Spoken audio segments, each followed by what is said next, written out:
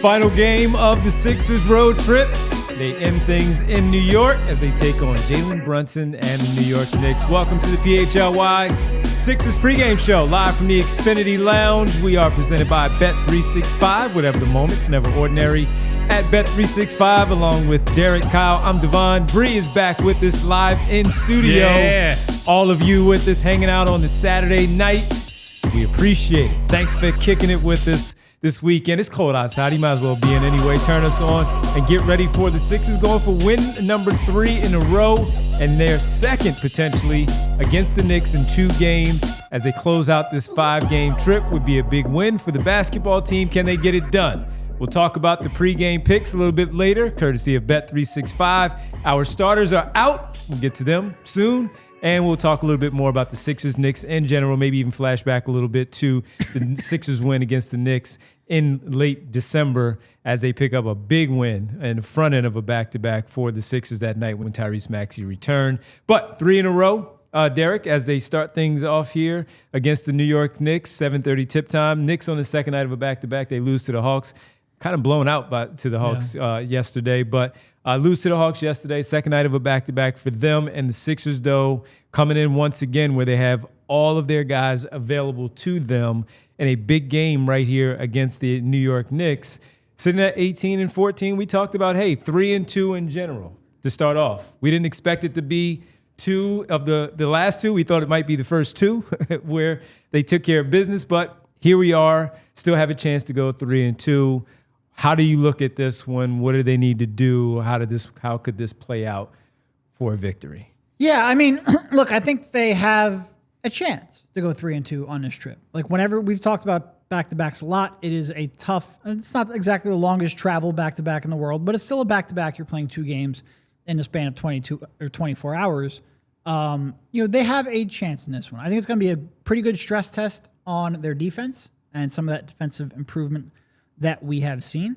Obviously, we get another game where we get to watch the Big Four play alongside of each other and see how that looks and see whether or not you all can carry it over. But yeah, I think for the most part where I'm going to start focusing on is how are you going to match up with them defensively? How are you going to be able to counteract their size, slow down Brunson, all of that stuff that makes the Knicks so tough. And you really think of the Knicks over the years as being a defensive-oriented team, and this year it has been their offense that has gone to another level. They are currently 4th in the league in offensive rating. They obviously have a lot of options to go from. They launch a lot of threes, and they make a lot of them, a pretty good percentage of them. And then you add in their size, their rim running. It's a pretty tough matchup all around. So other than their defensive efficiency, it's been kind of mediocre to below average this year, the Knicks do most of the things well that historically you look at as this is a measure of a good team. Shoot the 3 well. They prevent you from getting offensive rebounds. They take care of the basketball. They don't turn it over a whole lot. They have multiple scoring options. They can bring size off the bench. They can hit you with different looks. And of course, they have the head of the snake in Brunson, who, if I was saying, what do they have to do tonight to win 3 in a row? They are going to have to keep Brunson down again. I think that's going to be easier said than done. I think as good as VJ was one-on-one in that matchup with Brunson in the last game, I don't think you can count on him stonewalling a guy at Brunson's quality level, especially when you look at the rest of the month that Brunson had. That was basically the only outlier bad game that he had. And so you expect a bounce-back performance from him. If you're just focusing on the Sixers side of things and saying, and this is how I look at the regular season in general, it's just control what you can control. What I want to see is another building block game, another step in the right direction, another offensively fluid game. I think at this point, while I have questions about Joel Embiid on defense, I think this team defensively has kind of gained my trust. I think that they will go through lulls and they'll get off to some poor starts. But overall, they're a pretty good defensive team at this point. Offensively, I buy the stars and the depth and everything they have. It's just whether all the pieces of the team are working together and working fluidly. And I said it the other night, I'm the most encouraged I've been with this franchise and with the state of the team in probably a couple of years. Some of that comes down to Joel looking better and more healthy. Some of that is these other guys figuring out their roles around him and Joel buying into a role where, he scored, 22 points the other night against Dallas, but was in playmaker mode for a good chunk of that game, is a willing screener, is getting off the ball when he needs to allow other guys to have their opportunities to run the offense and score. And so for me, what this end of the road trip represents is do what you did against Dallas, but do it against a better team. Dallas is not a threatening team. They're able to win that game comfortably. I want to see a lot of the same principles, a lot of the same buy-in, cohesion, not necessarily the same efficiency, right? Like VJ going 9 for 14. I'm not banking on that. I'm not banking on a near 34-point triple-double from Tyrese. I want to see good process. Like that's what this part of this season is about to me. You have a really busy month coming up. Play good basketball, play team basketball, let the chips fall where they may. It's kind of where I'm at. And the things that you guys talk about now, what we talked about post-game after that win, it's just simply continuing to build the trust and feeling like you can go to the other guy and lean on them where you don't have to be the hero and force certain things, where all the encouraging signs that we saw in that game, can they still transfer over to this one? The first 2 games of the road trip where they lose those and should have won at least the Chicago game, and we talked about how the other games played out. But when you look at what they did to then bounce back, and sure, they gave up a lot of points to the Memphis Grizzlies. Ja Morant went off for 40. Those happen. But to come back and do what they did in the next game against Dallas to get the win, hold Cooper Flag to a poor shooting night, defend Anthony Davis and some of the others really well, where in the end, it wasn't as bad as it may have seemed in the flow of the game, where it looked like Dallas could possibly steal that one. The Sixers regained control. They continued to trust one another. Again, the defense was really good, and we were talking like the VJ Edgecombe number of steals. He had 4 or 5 or whatever it was. Tyrese Maxey has his 2. Joel Embiid getting a block. Same for Paul George. Quentin Grimes having a really good two-way game off the bench. They did everything right in order to win that game. And when we talk about how those things then carry over to the next performance after watching a film, having the day off, talking about all of the processes that happened that worked, now you're doing it against a much better team, so you do have to be a little bit sharper. You know you're going to get some runs in you if you have a lead and you have to withstand those, or even if you're down. Can you then come together, bond together, and get back and make your own run to get back in it? So the same principles that Kyle talked about, and Derek as well, those things need to follow from the last few games against Memphis and Dallas when they worked. Bring them to this one. Be sharper. Make sure your defense intensity is high, because these guys lost last night and they will get after you after losing a game like that. Towns did not play last night. He's playing tonight, and they're going to be ready for this one, especially after the Sixers beat them in that first matchup as well. So same stuff. Continue to trust each other out there on the floor, and I think they will, as you said, Derek, stay in this game, and it's a winnable one. Yeah, no, I mean, the back-to-back's doing a little bit of heavy lifting here, but this is definitely especially after New York chance. had to play last night. They had to play because they were trying to fight back in that when to beat the Hawks. That being said, if the Knicks do win, you have to recuse yourself from the post-game show. Okay. We can't have any traitorous nonsense there. Hold on. Don't make us do more work because of that. I'm not riding. All right, you talked me out of it. Fine. So another key to me in this game, because of who they're up against, is they need a better Barlow game tonight, and they need better help from the front court, because this is a team that brings a lot of size to the table. Barlow was a non-entity against Dallas, is in foul trouble for that entire game. I do wonder, as we've watched Barlow, while he's not completely fallen off the map for the Sixers, he's had some shakier performances lately. I kind of think when Kelly Oubre comes back, there was a little bit of like, is Kelly going to start? Barlow is kind of the natural 4 and fills a role.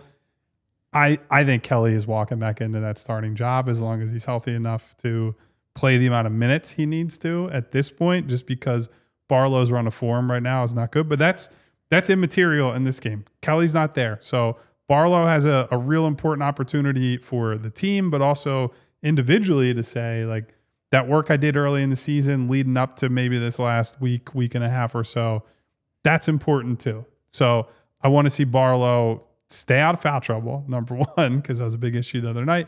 but also do some more of the rebounding, the playmaking, the timely cutting that he has done at his best that has faded at least a little bit. The cutting has been a big thing this week, but he has not been an impactful rebounder and needs to stay on the floor because, frankly, they're going to need him on like the Anunobys, the Bridges, at least as a switch option, right? I don't want him chasing around wings on the start of a possession, but I think as somebody who can, in a 3-4 type matchup, just switch a ball screen, I think he's going to be an important part of this game for sure. And it's interesting, too, because Josh Hart is out, sprained ankle, so he's missing another game. But what they have done is gone to a lot of the starting lineup. They've gone to Mohamed Diawara as their fifth starter. Mitchell Robinson also has been banged up, so he didn't play last night.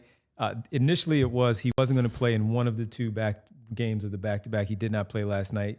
He wasn't on the injury report earlier, but we'll see how it all plays out for him if they need to go to him. But with Josh Hart out, they're probably going to start either Huck Porty or they're going to start Diawara. So to your point, where if it's Diawara, that's probably somewhere where Barlow is going to have to match that intensity. Diawara has knocked down some threes as of late, starting to get his confidence there, and the energy is there with him, where we know Barlow does that, but he's going to have a counterpart there where he's going to have to really stay attached to that body and make sure he gets those rebounds. So I am curious to see how he bounces back after that foul trouble-laden game that he had against Dallas, and he couldn't get into any kind of rhythm. Every time he picked up a foul, he's looking at the officials like, what do you want me to do, man? I mean, come on. So maybe he stays on the game in this one. And look, he is going to get switched at times onto Brunson and also with McBride back, where he might even get the start tonight. I haven't looked at it yet, but he might have to chase him around, or Kolek, where he gets on those switches. After you get in that foul trouble like you did against Dallas, be careful with your hands and make sure you move your body so you didn't get caught into any kind of foul trouble there for Dominic Barlow. All right, we're going to take our first break here, everybody. When we come back, we'll talk about, kind of revisit the last game a little bit. Kyle wasn't here when it happened, so get Kyle's thoughts on after kind of focusing on. I'll tell you the starters when we come back, by the way, because it's a Probably pretty interesting set of starters for the Knicks. Probably good Kyle wasn't here because the hat wear that you had that day probably would have made him a little bit upset. I didn't wear it. I just showed it to him, and that was you had it hidden. I was from jet me. lagged to hell in Egypt at 3:30 in the morning. It's like, oh, I guess I'm watching the Sixers tonight on Prime. So there you have that. We'll come back. We'll revisit that game a little bit because the Sixers did win. You got a really good game out of your guards and some of the others as well in order to win that basketball game. We'll talk about it a little bit when we get back right here on the PHLY Sixers pregame show, Sixers-Knicks, presented by, I'll tell you on the other side. It's from our friends, Bet365, whatever the moment's never ordinary at Bet365, and of the 90 million users worldwide. If you said, you know what, I want to get involved with one of these great places that I hear everybody talking about so much, where the only place is Bet365. Again, 90 million users worldwide. You get live in-game betting. So if you were watching the early NFL slate and you saw how the game was playing out for Tampa and Carolina, especially with the playoffs on the line, the seeding there, winning the division, you need to live in-game bet. The weather is terrible. The running backs can't get anything done. Why not bet? Two quarterbacks that turn the rock over, might as well do that at Bet365. And if you're a new customer and you want to jump on in, new customers, you get $150 in bonus bets, win or lose. That's right, win or lose. Bonus bets can be used on spreads, totals, player props, futures, and more. When you sign up, use code PHLY365. Must be 21 plus, physically located in Pennsylvania. If you or someone you know has a gambling problem and wants help, call 1-800-GAMBLER. Guys, we also want to make sure we tell you about Xfinity and their 5-year price guarantee. What if you could have reliable and intelligent Wi-Fi? And what if you could keep it at the same price for 5 years? That's the Xfinity 5-year price guarantee. Imagine Wi-Fi that makes everything in your home work together, that finds and fixes problems before you even notice them, like super intelligent Wi-Fi with a sixth sense. And that lets you stream the game even when the whole family's online. All your devices working in perfect harmony for 5 whole years. Here's the best part. No annual contracts, no hidden fees, and it's Xfinity's best equipment included. Take it from me, a lot can change in 5 years. Championships are won, records are broken, dreams grow bigger. But your Wi-Fi, it should stay reliable, and the price should stay put. Lock in your price and unlock the possibilities with Xfinity. Learn more at Xfinity.com. Xfinity, imagine that. Select plans only. Restrictions apply. Welcome back here on the PHLY Sixers pregame show. Sixers-Knicks coming up here shortly. First, hit the like button, everybody, while you're hanging out with us on this Saturday. Please do hit that like button, like and subscribe. Tell a friend and tell another friend and another friend how great Bree is as a producer. You're hitting that like button for all of us here on the show. Also, want to tell you about the Flyers who got an afternoon victory today. The gang doing their post-game show. The PHLY takeover for the Flyers. Yes, the PHLY and the diehards at the arena, the Xfinity Mobile Arena, the takeover, the official Flyers Suite takeover, January 6th. The Flyers hosting Anaheim on that day, on Tuesday, and you get to hang out with the gang, kick back with Bill and Charlie and everybody, and Kelly, I'm guessing, everybody's going to be there, right? And you guys get to hang out with them. Here's what you get. You get all you can eat food and unlimited drinks in the suite for the game. Unlimited. And all diehards save over $75 on these tickets. So get your sweet tickets today.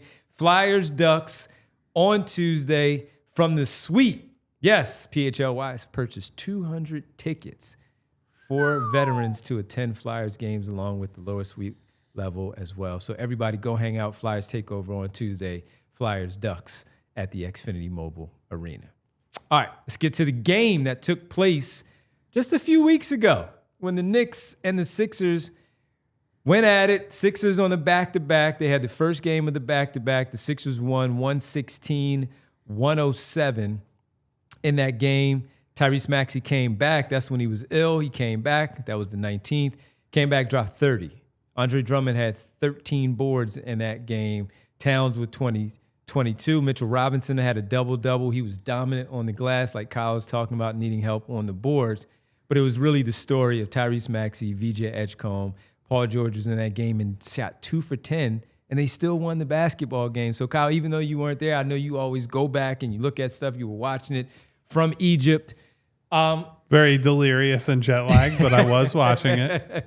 But you got a good game, too, to watch with that one. So your takeaways from that one in a really good win at that point of the season, 15-11, it made them with that W. Well, I think one of the big things was VJ.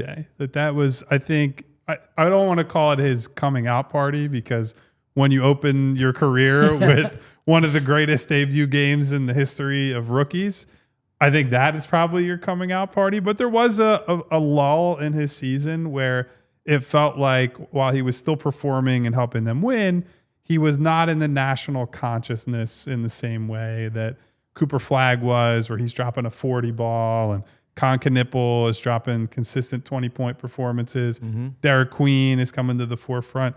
And this was VJ reintroducing himself to a lot of people, I think, and really drove home what we have now seen happen again over the last week or so, which is VJ does not care about the moment, does not care about the location, does not care about the opponent. When he gets his opportunities, he's going to step into those jumpers confidently. He's going to call his number regardless of who he's on the floor with.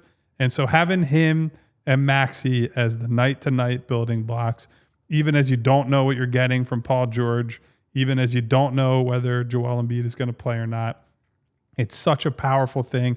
And frankly, it allows us to have entertaining basketball to watch, no matter what else is happening with those two guys on the floor.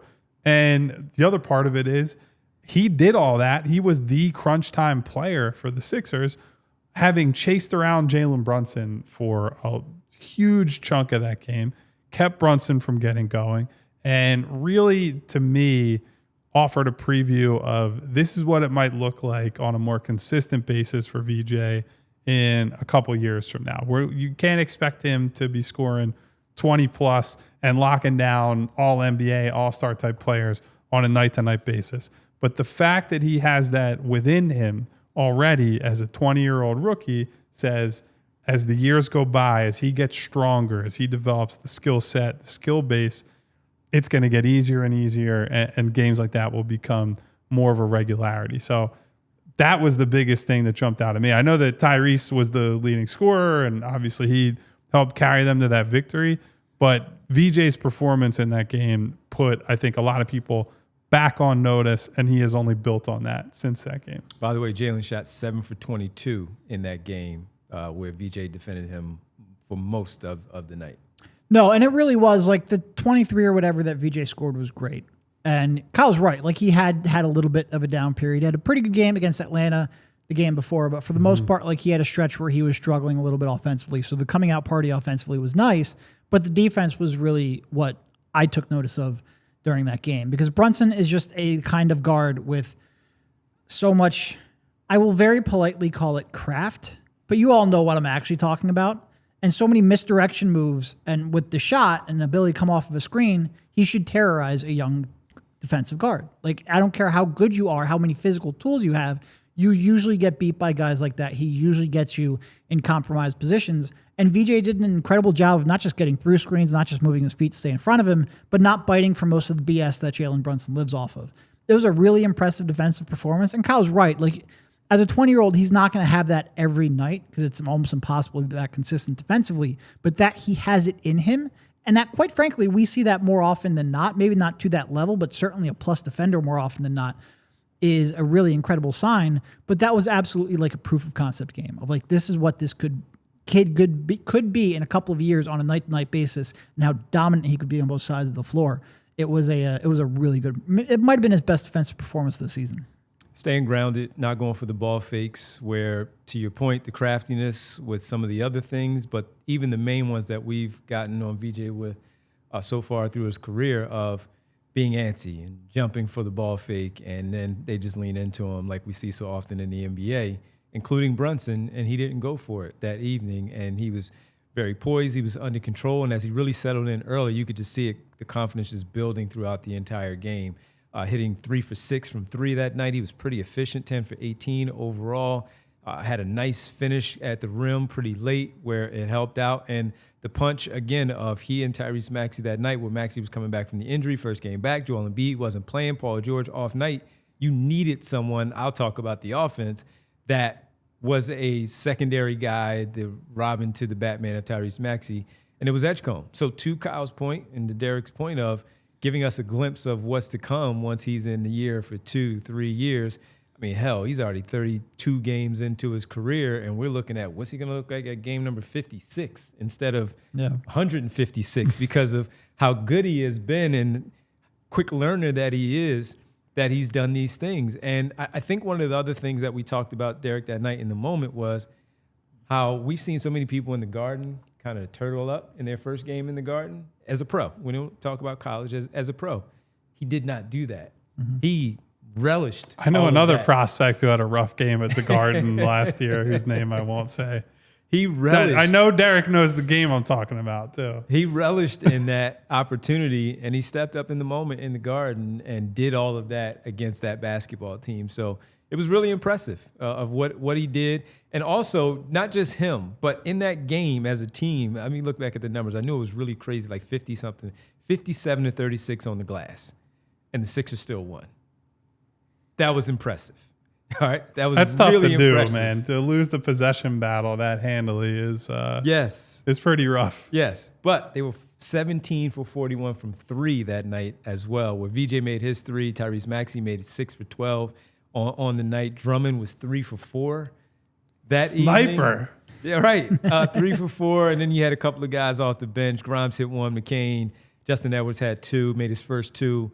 A nice spark off the bench in that moment. So they're not going to make 17 threes tonight. I don't think. At least going into the game, I'm going to say that. We'll see how it plays out in the early part of the game. A little reverse jinx from Devon. There you go. Here we go. But that's a hell of a number to shoot, 17 for 41, where the Knicks that night shot 8 for 32. They capitalized on that, especially with the discrepancy there, the big gap on the glass. So the offensive rebound, I think now is probably a good chance to pivot to talk about the starting lineup. We have the starters in for both teams. For the Sixers, it's business as usual. Joel is in, so it's Embiid, Barlow, George, Edgecombe, Maxey. On the Knicks side of things, they are going double big themselves. It's Mitchell Robinson and Cat, who is available, Anunoby, Bridges, Brunson. And so the first place you go is the double big front court because it poses multiple problems for the Sixers. Mm-hmm. One, Towns' shooting is super unique for a big man. He will force you to guard him out to the three-point line. I do think playing Robinson with him does allow you to move Joel off of Towns, that's nice, because I think where you don't want to have Joel at this point is the constant ping pong back from the rim to the three-point line. By putting him on Robinson, you can play a little bit more traditional drop coverage, which is what you want to have Joel in, and just hope that he's able to outmuscle Robinson, if not to get the rebounds himself, then to set up other guys to gang rebound for sure. But again, as we talked about earlier, I think that puts pressure on Barlow's got to play a big role tonight. He's probably going to have to defend Cat, or he's going to be matched up with Robinson, and he's going to have to stop him from getting offensive rebounds. And that's a tall task. If Towns has him on him, Towns will probably try to post him up and shoot over him, take some shots from the mid post as well. So a couple of different things that I'm going to be watching there early in the game. We'll see what happens. And again, those guys did not play last night, those two bigs that Kyle is talking about. So fresh legs, even though the Knicks played. Yeah. No, it is really going to be a tough matchup in terms of the Sixers defense. And Kyle brought up a good point. He was going through all of sort of like the, not role player things that they do, but the little things that Knicks do to help lead towards winning and dominating the glass really on both ends. They're a top 5 offensive rebounding team and a top 5 defensive rebounding team. And for a Sixers squad that has not necessarily always cleaned up the glass effectively, that is going to be a huge swing factor in this game tonight. And Music Lover in the chat brings up a good point. Defend without fouling. That is a thing that, not just for the Sixers, but teams that play smaller, when you're up against a team like this where VJ is going to be put in some spots where he's on guys that are 3 inches taller than him and he's given up muscle to. Barlow is going to have to defend bigger guys in this starting lineup, guys who are genuine center-sized players, while he's more of a 6'8", 6'9", forward-sized guy, right? And so what that often leads to is you get in a bad spot. If someone gets you in deep position, that's slapping down. You're trying to poke the ball away. You can pick up some cheap fouls. And as we talked about earlier, or Derek brought up with the craft for Brunson, if you pick up fouls on the other guys, you know going in, Brunson is going to draw fouls, and Brunson will put himself on the free throw line. You don't want them to get into the bonus early, because that only amplifies the problems you have dealing with their offense, which is very, very good. That other rookie you mentioned going to the Garden a little while back, negative 23 in 34 minutes. 1 assist, 3 turnovers. Nailed it. Yikes. All right, let's get to the Bet365 pregame picks presented by Bet365. Whatever the moment, it's never ordinary at Bet365. And Kyle and Derek have brought this up a lot, specifically Kyle. So I'll say this before we show the graphic. He didn't know who I was picking for my pregame picks. So let's get to it. I'm scared now. Oh, there we go. Yeah, look at that. So let's go to Breeze first. She got the win on, what was that? What night was that at this point? Thursday night. Thursday night. Bree got Bree's the return. win with the simple money line of the Sixers are going to beat the Dallas Mavericks. A good bankroll builder for Bree. Cooper Flagg let us down. He had like 12 points, but VJ Edgecombe certainly covered that 15. So bounce back for us tonight. But starting with Breeze plus 320, she's got 76ers winning again. 3-game winning streak there for Bree. Joel Embiid 20+, and Deuce McBride with 2+ threes, not getting the start, but he's coming off the bench. It feels like he hits every shot against them. It's crazy.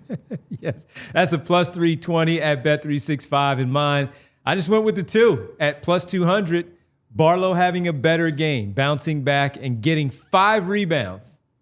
He can get that. And Cat now playing. Doesn't matter what position he's playing. He's firing up some threes. He's bombing away. All right. So I said 2+ threes made for Karl-Anthony Towns, and that's a plus 200 combining those two. If you want to combine all 5 of those together, you get a 30% profit boost at Bet365. And with the last NFL game tonight, there's one more tonight. You can watch that while you watch the Sixers, double screen it all, and then make sure you save a screen for us too. Make sure you have us on for the post game. But you can also have a 50% profit boost for the NFL game right now at Bet365, whatever the moment. It's never ordinary at Bet365. Make sure you use code PHLY365 when you do sign up. And if you have not signed up yet, make sure you do so now because you get $150 in bonus bets, win or lose, for all new customers. All right, that'll do it for us here on the PHLY Sixers pregame show. Post-game, 10 minutes after the game goes final. Bree says win with the money line. Done. We're talking about a victory after the game. Make sure you are with us here, all four of us, hanging out with you to discuss a pretty good win for the Philadelphia 76ers. For Bree and Derek and Kyle and Devon, we'll be back after the game right here on the PHLY Sixers postgame show presented by Bet365. Enjoy. We all silly like the mayor.